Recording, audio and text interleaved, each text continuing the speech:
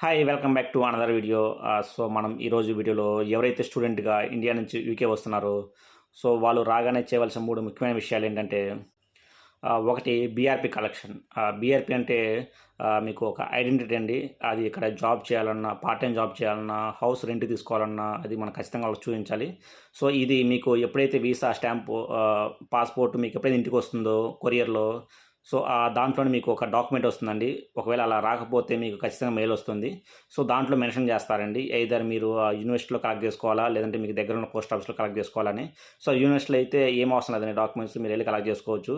So ఒకవేళ post office ఇస్తే మాత్రం మీరు పాస్పోర్ట్ తీసుకెళ్తే మీ ఆ దగ్గర ఉన్న పోస్ట్ ఆఫీస్లో మీకు అడ్రస్ ఇస్తారు. సో అక్కడికి వెళ్ళి పాస్పోర్ట్ చూపించారంటే మీకు అది మీ చేతికి ఇస్తారు.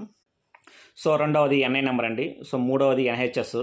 సో ఇవి రెండు ఎందుకు అనేది ఎలా అప్లై చేయాలనేది నెక్స్ట్ వీడియోలో చెప్తానండి. For more updates please subscribe. Thank you.